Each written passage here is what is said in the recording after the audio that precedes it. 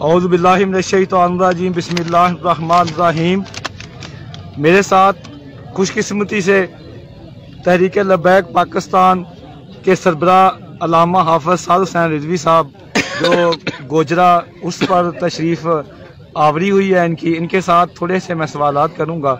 सबसे पहले हाफ़िज़ साहब, आपको गोजरा आमद पर हम सब दोस्त मीडिया के और ख़ुसूसी तौर पर एलीट मीडिया ग्रुप की तरफ से खुश आमदीद कहते हैं। हाफ़िज़ साहब, ये फरमाइएगा कि तहरीक लब्बैक पाकिस्तान दीन को तख्त पर लाकर दस्तूर आइन पाकिस्तान और तमाम कवानीन जो निज़ाम मुल्क को किस तरह से आप चलाएंगे?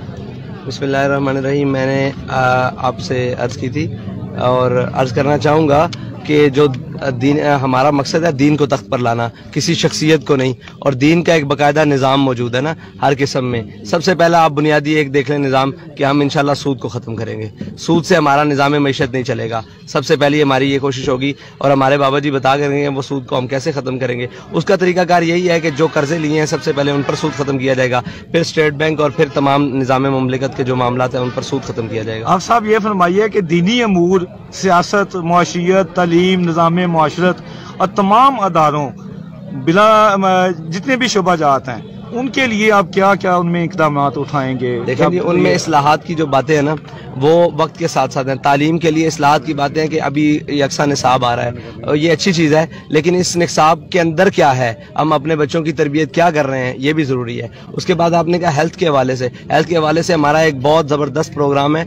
वो अभी इतने छोटे से वक्त में तो नहीं उसको तफसील से बयान किया जा सकता, लेकिन उसके ऊपर काम कर रहा है। और पाकिस्तान का जो मेन रीढ़ की हड्डी की हैसियत रखता है ज़राअत का मामला, वो उसके ऊपर हमारे एक बहुत ज़बरदस्त इस्लाहात पे काम हो रहा है और वो इंशाल्लाह उसको हम लेकर आएंगे। ये सारी बातें मैं वन बाई वन पूछूंगा, प्लीज़ थोड़ा सा टाइम। लोगों की तमाम बुनियादी जो ज़रूरियात हैं, मसलन साफ पानी है, खालस गज़ा और रहाइश, खालस अद्वियात से इलाज, तलीम, जानो माल, इज़्ज़तो आबरू की हिफाजत और जल्द हसूल इंसाफ को निज़ाम ज़कात, उशर, खरूज की जिम्मेदारियां किस तरह से ये चलाएंगे? जब देखें, अगर आपने रियासत में तमाम चीज़ों को यकसा फराहम करना है ना तो उसके लिए ज़रूरी है कि पहले VIP कल्चर को ख़त्म किया जाए। जो VIP कल्चर को सारी मराहत हासिल हैं वो गरीब तक पहुँचाई जाएँ और गरीब के पास जो जो पानी आ रहा है वो VIPs को पिलाया जाए, तो ये सारा निज़ाम दुरुस्त हो सकता है। और इसके लिए सबसे पहला हमारा कि VIP कल्चर का खात्मा,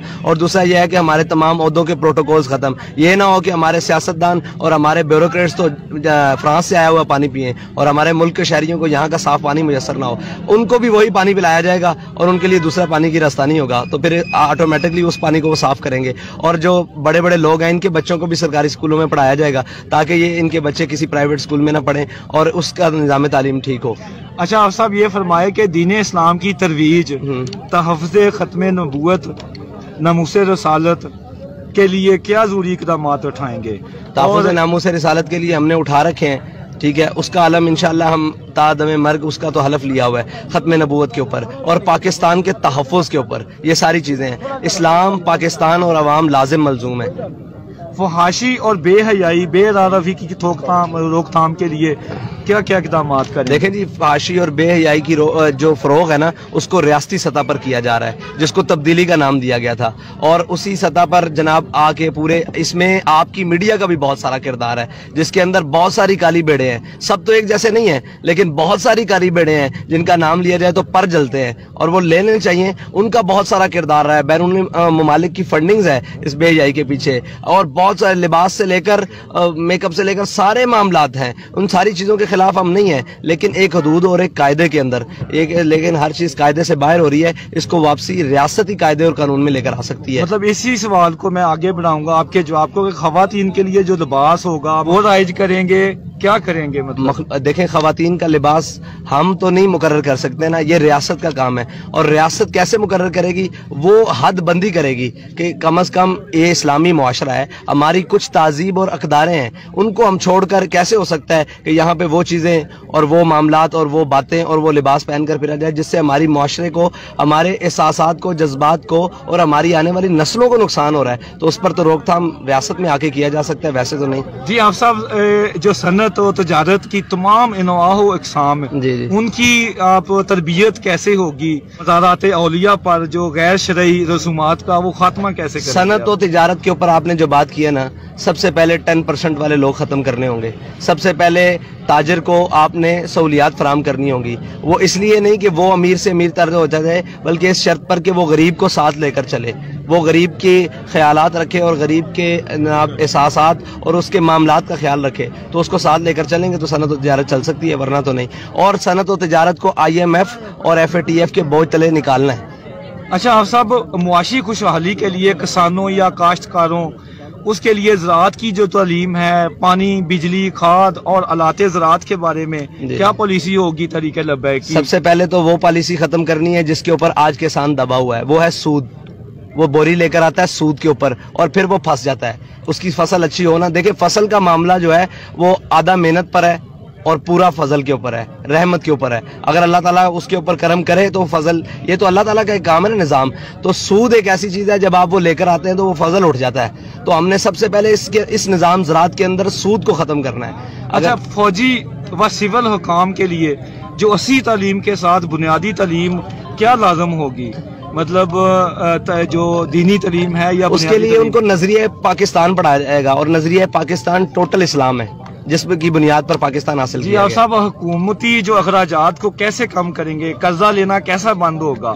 कर्जा लेना तो तब बंद होगा जब हमारी अयाशियाँ और हमारे मामलात ख़त्म होंगे, जब कौम म्याना रवि पर उतरेगी और कनात पसंद हो जाएगी। कि हमारे कायद ने कहा था कि हम आते साथ तमाम ओहदों के प्रोटोकॉल्स ख़त्म करेंगे। जी, शहरी आबादियों, सड़कों, रास्तों, गलियों, सफाई सुथराई और पानी, ज़मीन और फ़ज़ाई आलूदगी को कैसे कम करेंगे? जैसे हमने मजहबी आलूदगी से पाक किया ना, बेगंदी नजरियात से पाक किया कौम को, इसी तरह इस मामले में पाक करेंगे। हमें आ तो लेने दें थोड़ी देर के लिए। अच्छा, खारजा अमूर और अक़वाम आलम के साथ तजारत और मुआहदात के लिए क्या इक़दाम? हर उससे मुआहदा और तजारत की जाएगी जिसको हमारे मजहब से कोई तकलीफ नहीं है, हमारे नजरियात से कोई तकलीफ नहीं है और हमारे पाकिस्तान से तकलीफ नहीं है। हर उससे तजारत की जा सकती है, हर एक मामला से की जा सकती है, और बदतमीज और गुस्ताख से नहीं की जा सकती। उससे हमारा कोई ताल्लुक नहीं है। बाकी हर मुल्क से की जा सकती है सिवाय इसराइल के, उसको नहीं तस्लीम करेंगे। सर हाफिज साहब, एक मेरा बड़ा अहम सवाल है, शायद आप नाराज हो। नहीं, आप खुल के करें। मैं खुल के ये करना बोल के लब तेरे आजाद हैं। मैं आजाद हैं, बहुत मेहरबानी। अब आप साहब ये फरमाइए कि अब तहरीक लबैक माशाल्लाह वो पाकिस्तान की बहुत बड़ी जमात बन के उभरी है। किबला के रहमतुल्लाह अलैह खादम साहब रिजवी साहब, आप के वसाल के बाद और आपकी क़यादत जो है माशाल्लाह, आप मैं देखता रहता हूँ, बल्कि सारी दुनिया देखती है कि गहरी सियासत पे नजर है, गहरी। अल्हम्दुलिल्लाह आप पूरा आपकी ग्रिप है। तो मैं ये कहूँगा कि अब लोग धड़ाधड़, वो लोग जिनको टिकट नहीं मिल रहे या वो मतलब तहरीक लबाई की हवा देख के जैसे पहले, तो अब वो आगे शामिल हो रहे हैं। तो उनके बहुत ज्यादा करप्शन के इल्जामात हैं। उन्होंने दुकानात ऐसी बनाई हुई हैं, अपने अपने MPAs, पहले उनके पास एक गाड़ी मोटरसाइकिल थी, अब प्राडोज हैं। तो अब वो आप क्या करेंगे जब कैंडिडेट का चुनाव होगा कि एक आम बंदा जिसके पास डिग्री भी हो और वो आपका वर्कर भी हो और फिर उसके बाद उसका विजन भी हो और मुकम्मल तौर पे तहरीक लबैक के मुताबिक वो चलता हो, लेकिन उसके मुकाबले में अगर कोई बहुत बड़ी शख्सियत जिसको आम सियासी लोग कहते हैं फिर वो शामिल हो रहा है, वो हो रहा है, तो फिर आप किस तरह से वो मुआवजा कर? हमारा स्कूटरी सिस्टम आपने पहले भी देखा, आप हमारे पास रहे हैं। इंशाल्लाह ऐसी चीजों से हम मुतासर होने वाले नहीं हैं। बड़े बड़े लोग बैग्स लेके हमारे दरवाजे पर बैठे रहते हैं, हमने कभी उसका नहीं माना। ना हमारा मामला वो जो है सारे वो पैसे और इस मामला हम किसी के कद से मुतासर होते हैं। हम नजरियाती सियासत करते हैं और नजरियात ना बिकने वाली और ना झुकने वाली। और हमारे साथ बंदे भी वो आएंगे, अगर वो तौबा करके आते हैं तो तौबा का रास्ता हर एक के लिए खुला हुआ है। उनको हम तौबा का इजाजत देंगे, वो सारा कुछ कौम के सुपुर्द करेंगे जो उन्होंने किया है, उसके बाद हम उन्हें सियासत की इजाजत देंगे। वरना तहरीक लबैक में करप्शन और दूसरे करप्ट लोगों की जगह नहीं है। ना हम ऑप्शनल सियासत कर रहे हैं, हम नजरियाती सियासत कर रहे हैं। कल भी वहीं खड़े थे, आज भी वहीं खड़े हैं। आप के साथ बात करके बहुत मजा आया। आप हमारे लिए दुआ कीजिएगा। और आखिरी कोई पैगाम आप कौम को देना चाहेंगे?